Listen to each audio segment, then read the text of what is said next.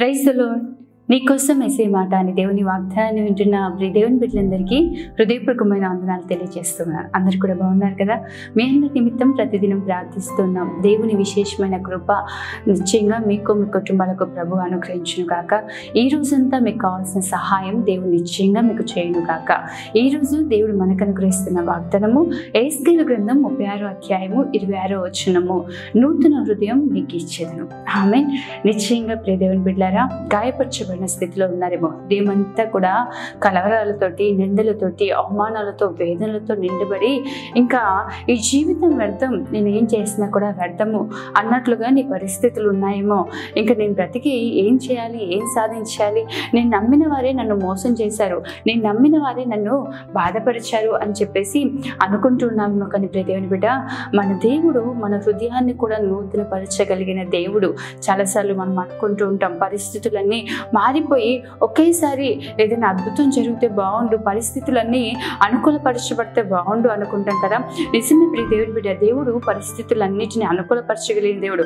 అట్టి రీతిగానే నీ హృదయాన్ని కూడా, గుండె చెదిరిన వారిని బాగు చేయవాడు ఆయనే, వారి గాయములు కట్టువాడు కూడా ఆయనే అని వాగ్దానం చేస్తుంటాడు. నిజమే. ఈరోజు నీ హృదయంలో ఉన్న బాధ, నీకున్న వేదన, నీవు ఎదుర్కొంటున్న సమస్యలు ఎవరికో చెప్పుకోలేక మనసంతా కూడా వేదనతో కృంగిపోతూ ఉన్నావేమో. బయటికి చిరునవ్వుతో కనిపిస్తున్నా లోపల నిన్ను నువ్వు ఎంతగానో కృంగ తీసుకుంటూ హాని చేసుకుంటూ ఉన్నావేమో. కానీ ప్రభు ఈరోజు నీతో మాట్లాడుతున్నాడు. నూతన హృదయం నీకు ఇస్తాను. నిశ్చయంగా ప్రియ దేవుని బిడ్డ, దేవుని సన్నిధికి రా. ఎంత భయంకరమైన అనుభవాలు నీకున్నా, ఎంత భయంకరమైన పాప జీవితం నీలో ఉన్నా, ప్రభువు తన రక్తము చేత నిన్ను పరిశుద్ధపరచగలిగిన దేవుడు. మన పాపములంట ఎర్రగా రక్తము వలె ఉన్నను, ఆయన హిమము వలె మనని చేయగలిగిన దేవుడు. పరిశుద్ధతలోకి తీసుకురాగలిగిన దేవుడు ఆయన. ఈరోజు మాటలు వింటున్నావా? ధైర్యం తెచ్చుకొని ప్రభు వైపు తిరుగు. నిశ్చయంగా ఏ స్థితిలో ఉన్నా, నీ హృదయం ఎంత భయంకరమైన స్థితిలో ఉన్నా, హృదయంలో ఎంత భయంకరమైన అనుభవాలు ఉన్నా, ఆలోచనలున్నా, నిశ్చయంగా ప్రభు సన్నిధికి వచ్చి నిన్ను నువ్వు ఆయన హస్తాలకు అప్పచెప్పుకో.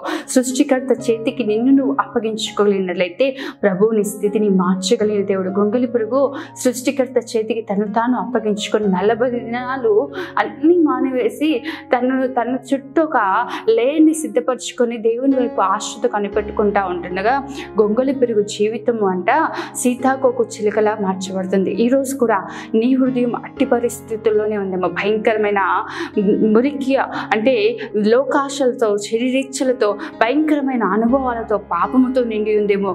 ప్రభు వైపు తిరుగు. ప్రభు నీకు నూతన హృదయాన్ని అనుగ్రహించును గాక. ఆమేన్. ప్రార్థన చేసుకుందాం.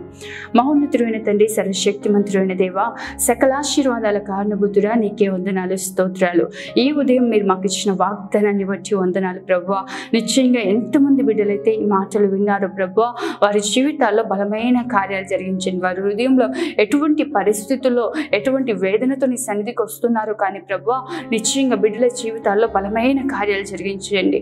నూతన హృదయాన్ని దయచేయండి. రహస్య పాపమే కానీ, అయా భయంకరమైన అనుభవాలే కానీ, వారి హృదయంలో ఎటువంటి కల్మషంతో ఉన్న వారిని శుద్ధి చేసి, పరిశుద్ధపరిచి అయా నీ సన్నిధిలో నిందారహితులుగా నిలబెట్టుకోమని, దీవించి కృప చూపించమని ప్రార్థిస్తున్నాం ప్రభువా. ఈ రోజంతా నీ బిడ్డలకు తోడుగా ఉండండి. నీ సన్నిధిని తోడుగా చేయండి. బలమైన గొప్ప కార్యాలు జరిగించమని యేసు నామములో అడుగుతున్నాను తండ్రి. ఆమేన్. దేవుని నిశ్చయంగా మిమ్మల్ని, మీ కుటుంబాన్ని దీవించును గాక. ఈ రోజంతా ప్రభు కృప మీకు తోడుగా ఉండును గాక. ఆమేన్. God bless you.